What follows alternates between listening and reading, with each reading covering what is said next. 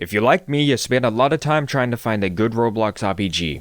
Why? Because while they don't have the quality of a AAA company, they're easy to get into and sometimes they have a lot of heart.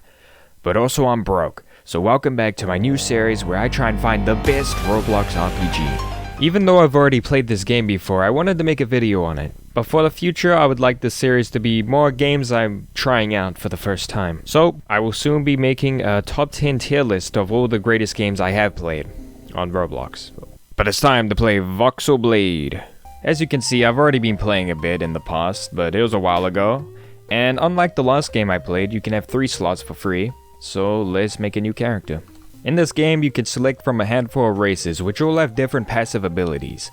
There's also a couple Game Pass races, but I prefer that over paying for a random chance at a good race. I'm looking at you, Deepwoken. I select human because I'm racist and customize my character. There's quite a decent amount of options, nothing crazy. Although, same with the last game I played. I have to go through all the options one by one. After which, we go through a text cutscene introducing us to the story. The story goes that there's a void that's gonna destroy everything, or something. So this vague character tries to magic up a hero, which one would assume is us. Then suddenly we wake up in an inn where we spew out a sword like some sickness.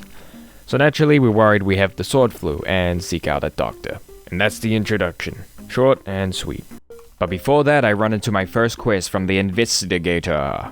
In this quest, I am tasked with looking around the town and trying to find a vampire. So I look around the town talking to random people, until eventually I come across this suspiciously red-eyed fellow.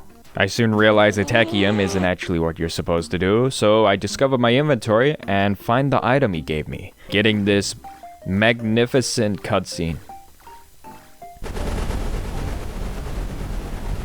Now that's a pretty crazy start to quest. This is a good impression. Unfortunately, not all quests are as cool as this. Most are pretty boring. Go and kill this, or, you know, whatever. Go deliver this. The usual stuff. But for now, that is not a problem. So I continue on. I gained some money and 5 good rep, which we will learn about later. And finally, we get to some combat. I go after some innocent bunnies and beat them up. So the combat in this is pretty simple. You can attack, you can heavy attack, and you get one ability. Later on, you get another one, but for now, all we have is our dash ability. While the combat is kind of simple, it's a lot of fun to play. And it has a blocking system, though I don't really use it too much. I don't think there's a parry system, so it's a little bit more tactical, I would say. So I slay some bunnies and get some drops, which eventually ends up in me looking like this. On that note, the graphics, they're not bad at all. It's not like they're the best graphics, but I think they fit the style they're going for, so I'd give them a plus on that. And the UI, well, not the greatest. You know, it's a little rough around the edges, but it gets the job done and it still fits the style, so that's that. Just happy the dialogue goes along very smoothly in this game. But back to the story.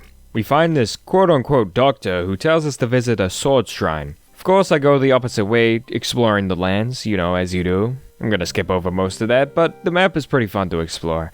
I just wish there were some items to pick up.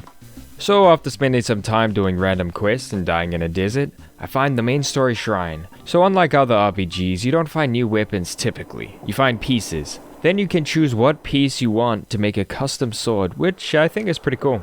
Different pieces give different stats and a selection of abilities to choose from, but right now all we got is the basic package.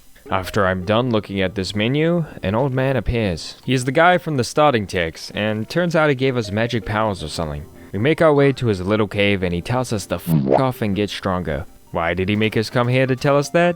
I don't know. So we leave, donate money to a church, which we'll come back to, and go do some leveling. Not gonna lie, it's kind of annoying running around trying to get monsters, cause they spawn so far apart sometimes. But it's not a big deal. Anyway, I've got a few items now and I'm looking to sell them, except I go to my inventory and the option is destroy. And then I go to the shop, I talk to the guy at the shop, I try to sell items to him, and he doesn't take them. So I had to ask around in the chat, and apparently, to sell an item, you go in the store, and then you go in your menu, and the destroy option is now a sell option, which is very hidden, I would say. Not a good design. They really gotta put this information in the game more. Like, maybe the shop seller will tell you, you can sell items here, just go in your inventory. Maybe he does. He doesn't, does he? I don't think he does. Maybe I'm wrong. I should double check. No, I'm not gonna double check. But yeah, if I didn't ask around, I would not have known that. I would have been destroying, and I think on my first playthrough, I was destroying items for a long time because I had no idea you could sell them. Let me skip over a little bit because I'm getting bored of talking. We level up. We go talk to the guy. He tells us there's a void portal open. We gotta destroy it. So we go over, and I get destroyed. They gang up on me, and I decide I need a better sword. So completed this quest at the church, and I got a holy blade because of it. As you can see here, I equipped the holy blade in my new sword, and we're making progress. I get a bunch of new abilities, and I decide to go with the holy mines because they sound pretty cool. I do like the idea of this progression system, finding new blades and stuff, putting them together, getting new abilities. It's pretty cool. So with my holy blade equipped, I go back and look for revenge. And I destroy the foul void creatures. By abusing the mines, I'd put them down and I'd run into them. I love it. After this, I talk to the old man, and I get the exciting quest of leveling up and getting stronger. You see a common theme here. I'm not a big fan of this, but you know, I guess you gotta buff it out. It's basically telling me to go explore the land and do my own thing. Which I don't really hate, but that is one thing about this game. I feel like in some areas there could be a little bit more content, but they're still updating it, so I can't really complain. They're still making the game. I'm actually still waiting for the next update. So I grind to level 15 and I can finally join a faction, which is something I haven't mentioned yet, but there are factions in this game. There's quite a few to choose from. And in my first playthrough, I made the mistake of being a vampire. Why is it a mistake? Because you can't leave once you join. Why is that a problem? Vampires are probably good? No, they suck. I'm still waiting on their update, actually. That's why I haven't played in a while. That's something I do not enjoy. Like, I get, you know, committing to a faction and all that, but is there really no way to leave? You may ask, why did I join the vampires? Well, that's the first faction I saw, so, I joined them. They seem cool. They were cool for a little bit. Anyway, this time I decided to join the Holy Faction because that's the second faction I saw. I think it's kind of a problem because if you're a new player and you don't go on the wiki, you're gonna join the first faction you see probably, right? And there's only like 2 factions at the start, so you're probably gonna figure you're not gonna join any of the other factions. So if you want to join those factions, you gotta make a new account. I mean, at least the accounts are free, but you know. Anyway, regrettably, I joined the Holy Faction. And this is where I'm going to end.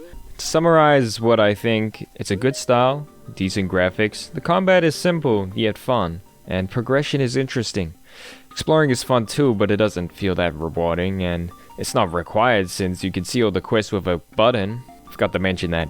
If you go into this menu, you can view any quests you haven't done, for better or worse. Also, there's some really cool quests, but I feel like there could be more of them. Not that they're easy to make, but especially for the main quest line, that's where all the cool stuff should be. Feels a little stale right now, at least to begin with. But that being said, I haven't played that much here, and there's so much more to explore and check out. So if you're interested, consider playing the game, link down below. But that is all for today, so thank you for watching, and I'll see you in the next episode. Bye bye.